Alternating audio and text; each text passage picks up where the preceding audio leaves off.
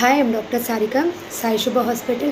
ఈ వీక్లో నేను చాలా వరకు ప్రైమరీ ఇన్ఫర్టిలిటీ అంటే కన్నా సెకండరీ ఇన్ఫర్టిలిటీ కేసెస్ని చాలా చూశానండి. సెకండరీ ఇన్ఫర్టిలిటీ అంటే ఏంటి?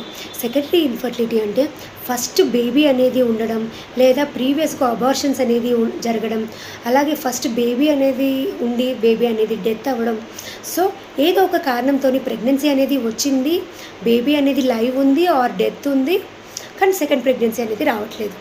దీన్ని సెకండ్ ఇన్ఫర్టిలిటీ అంటారు. ఇలాంటి సెకండరీ ఇన్ఫర్టిలిటీకి మనం ఈ వీక్లో చూసిన కారణాలు ఏంటి అనేది మనం చూద్దాం. సో ఈ రీజన్స్ కూడా మీకు ఉండొచ్చు. సో మీరు కూడా డిలే అనేది చేయకుండా ఇలాంటి ఇన్వెస్టిగేట్ చేసుకోవడానికి డాక్టర్ని కన్సల్టేషన్ అయ్యి ఇమీడియట్గా సెకండరీ ఇన్ఫర్టిలిటీకి సెకండ్ బేబీని ప్లాన్ చేసుకోవడం అనేది చాలా ఇంపార్టెంట్. ఫస్ట్ కారణం అనేది చూస్తే చాలా వరకు పీసీఓడి రావడం, మిడిల్ ఏజ్డ్ పీసీఓడి. ఫస్ట్లో పీసీఓడి లేదు, ఫస్ట్ ప్రెగ్నెన్సీ ఈజీగానే వచ్చింది, సెకండ్ ప్రెగ్నెన్సీ కన్సీవ్ అవడంలో పీసీఓడి రావచ్చా? 100% సెకండరీ కూడా పీసీఓడి అనేది రావచ్చండి. చాలా అందరికీ తెలుసు పీసీఓడి వల్ల ప్రెగ్నెన్సీ రాదు, పీరియడ్స్ ఇర్రెగ్యులర్గా ఉంటాయని. నెక్స్ట్ కారణం ఏంటి అంటే హార్మోనల్ ఇష్యూస్. చాలా వరకు థైరాయిడ్ అనేది చాలా రొటీన్గా చేస్తూ ఉంటారండి. థైరాయిడ్ అనేది అబ్నార్మల్గా ఉంటే మనం థైరాయిడ్ అనేది ట్రీట్మెంట్ చేస్తాం. అలాగే థైరాయిడ్ ఒకటే కాకుండా థైరాయిడ్ టెస్ట్ చేయించినప్పుడు చాలా వరకు ప్రొలాక్టిన్ అనే హార్మోన్ కూడా చేయించాలండి. ఈ ప్రొలాక్టిన్ హార్మోన్ అనేది ఎగ్ అనేది మెచ్యూర్ అవ్వడానికి, ఎగ్ అనేది రిలీజ్ అవ్వడానికి, ఎగ్ క్వాలిటీకి ఈ ప్రొలాక్టిన్ అనే హార్మోన్ చాలా మేజర్ రోల్ ప్లే చేస్తుంది.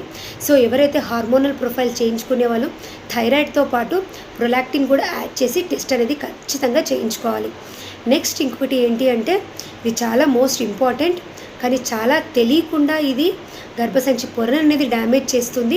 ఈ కండిషన్ని క్రానిక్ ఎండోమెట్రైటిస్ అంటారు. ఈ క్రానిక్ ఎండోమెట్రైటిస్ అంటే ఇన్ఫెక్షన్ అనేది గర్భసంచి పొరకే కాకుండా గర్భసంచి పొర నుంచి డీప్గా ఈ ఇన్ఫెక్షన్ అనేది ఉండి సబ్ క్లినికల్గా ఉంటుంది. అంటే సబ్ క్లినికల్ అంటే సిమ్టమ్స్ అనేది లేకుండా ఉంటుంది, బట్ డ్యామేజ్ మాత్రం 100% చేస్తుంది. సో ఈ ఎండోమెట్రైటిస్ అనే కండిషన్ కూడా చాలా కామన్గా చూస్తూ ఉన్నాం. ఈ ఎండోమెట్రైటిస్ అనే కండిషన్ వల్ల, ఈ ఇన్ఫెక్షన్ వల్ల యాక్టివ్గా ఫామ్ అయ్యే ఎండోమెట్రియం అనేది ఫామ్ అవ్వదు. సో ఎండోమెట్రియం అనేది ఫామ్ అవ్వకపోతే ప్రెగ్నెన్సీ అనేది రాదు. ఎండోమెట్రియం ఫామ్ అవ్వడం అనేది చాలా important in pregnancy formation. Next third or fourth cause ఏంటి అంటే ట్యూబల్ ఫ్యాక్టర్. ఈ ట్యూబల్ ఫ్యాక్టర్ ఏంటి అంటే ఎలా వస్తుంది ట్యూబల్ ఫ్యాక్టర్?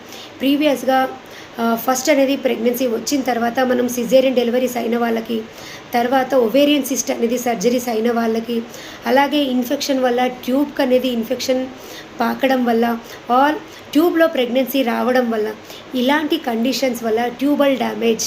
అసలు ఎక్టోపిక్ ప్రెగ్నెన్సీ అనేది వస్తే మనం ఏ సైడ్ అయితే ఎక్టోపిక్ అనేది వచ్చిందో అసలు ట్యూబ్ అనేది మనం తీసేస్తాం. దీనివల్ల ఏంటంటే ట్యూబల్ ఫ్యాక్టర్, ట్యూబల్ డ్యామేజ్ అనేది ఉంటుంది. ఇక ట్యూబల్ డ్యామేజ్ అనేది ఉంటే కూడా ప్రెగ్నెన్సీ అనేది రాదు. నెక్స్ట్ ఇంకా లాస్ట్ ఏంటి అంటే అన్ఎక్స్ప్లెయిన్డ్ ఇన్ఫర్టిలిటీ. ఈ అన్ఎక్స్ప్లెయిన్డ్ ఇన్ఫర్టిలిటీ అంటే వీళ్ళకి ఇవన్నీ ఇన్వెస్టిగేట్ చేస్తాం. ఇలా చాలా ఇన్వెస్టిగేట్ చేసిన తర్వాత కూడా ఎండోమెట్రియం ఫామ్ అవుతుంది, ఎగ్ రిలీజ్ అవుతుంది, ట్యూబ్ టెస్ట్ నార్మల్ ఉంది, కూడా ప్రెగ్నెన్సీ అనేది రాదు. ఇలాంటి వాళ్ళనే అన్ఎక్స్ప్లెయిన్డ్ ఇన్ఫర్టిలిటీ అని అంటారు.